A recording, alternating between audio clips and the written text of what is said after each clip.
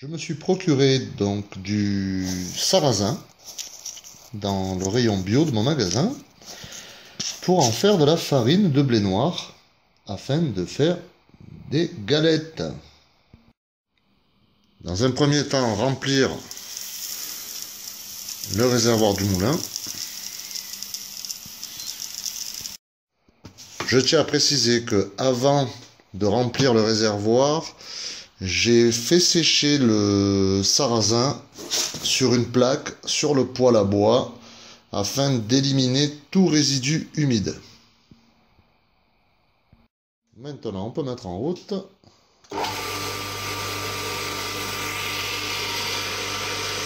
Et voir ce qui se passe.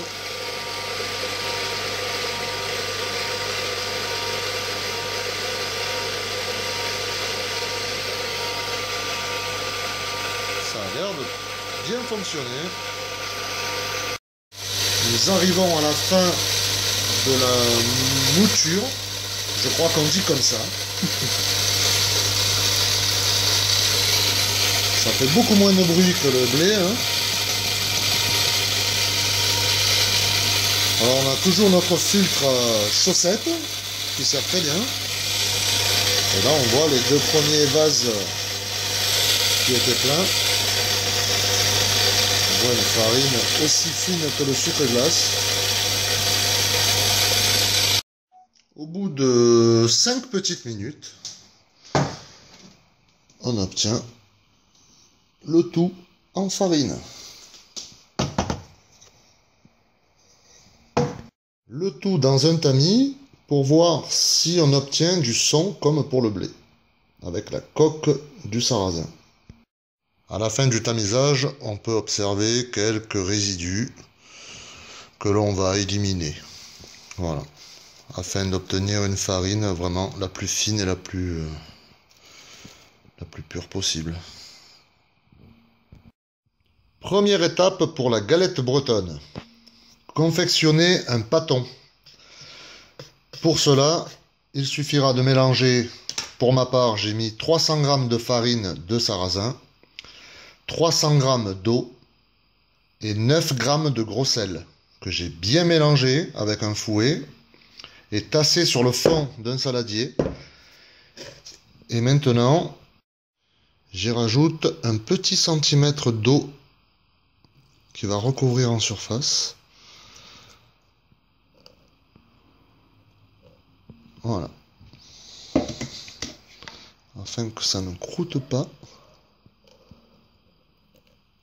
Comme ceci. Dans l'idéal, c'est de préparer ça la veille pour le lendemain. Là, il est 10 h du matin. Je vais laisser ça, logiquement, si on le fait la veille, c'est préférable de le laisser reposer au frais, dans un frigo. Vu que je vais m'en servir ce soir, je vais le laisser reposer à l'air libre, enfin à température ambiante. Pas à l'air libre parce que je vais le recouvrir quand même d'un film. Pour la suite de notre recette, le pâton a reposé un peu plus de 8 heures. On peut voir que la couleur de l'eau a bruni un peu. Alors on remue un tout petit peu afin de remélanger un peu la surface de l'eau avec le pâton qui est en dessous, qui s'est tassé un peu.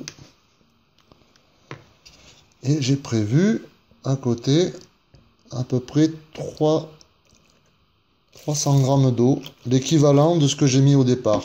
Alors on va y aller petit à petit afin d'obtenir l'épaisseur voulue, l'onctuosité voulue.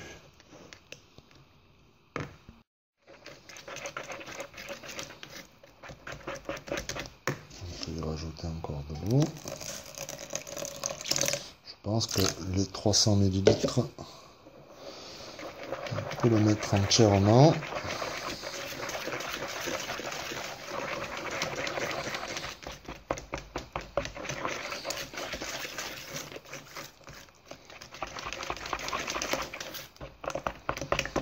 Et on obtient une pâte prête à travailler, à être transformer en galette. Voilà, il n'y a pas de grumeaux. Alors j'ai un ustensile là que j'apprécie particulièrement pour mes béchamels, pour mes crèmes pâtissières. Parce qu'on va bien dans les angles des casseroles avec les petits ressorts là. Et ça ramasse bien toute la pâte. Et ça fouette aussi. Allez, on va passer à la cuisson. Pour réaliser la galette, je vous conseille de bien prévoir tous vos ingrédients tout prêts afin de procéder à la garniture au moment de la cuisson. Pour graisser notre poêle, ou si vous avez une crêpière, ça serait très bien.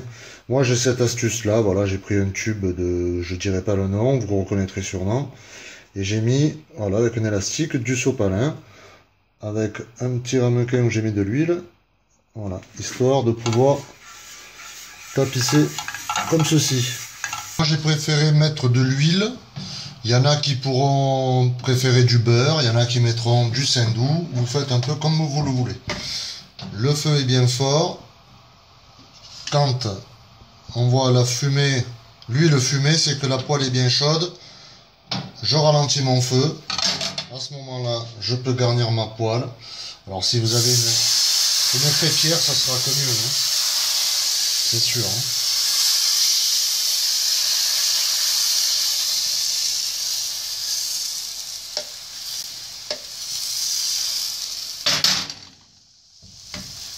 Je commence par l'œuf.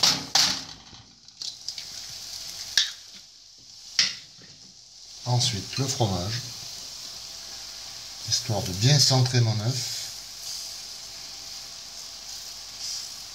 Voilà, c'est le fromage dans un premier temps qui va tenir l'œuf.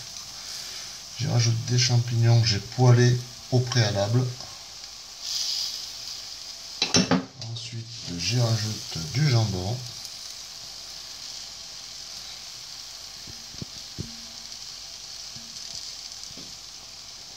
Voilà, il faut penser à l'équilibre. Hein. Il n'y a pas besoin de trop charger, après c'est écœurant, c'est pas bon. Il faut que votre crêpe soit équilibrée. C'est comme la pizza, c'est comme tout en fait, il faut un équilibre pour que ce soit bon. Et quand on pense à l'équilibre, on peut se faire plaisir. Là on y rajoute du beurre.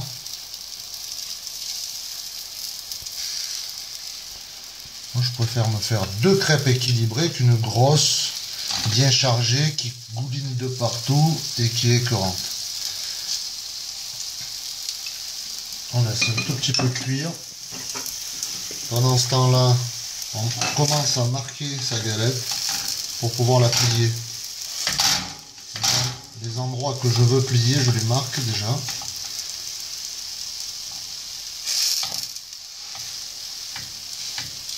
On est toujours sur feu doux, je vais augmenter un tout petit peu le feu, il faut bien gérer un peu. Hein.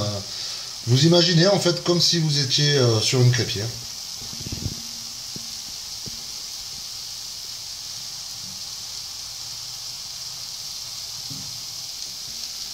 Voilà, là les bords on voit qu'ils commencent un peu à se décoller. Là c'est parfait.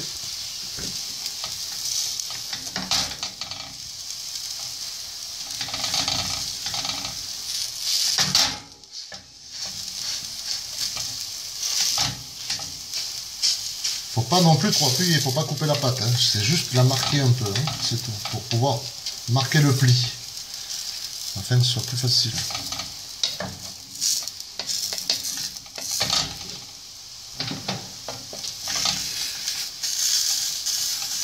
Ah, elle est superbe. Une galette avec du sarrasin qu'on a moulu maison.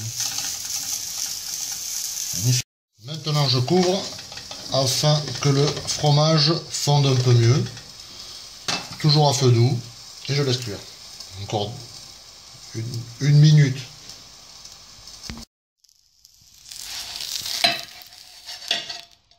Et un bon appétit!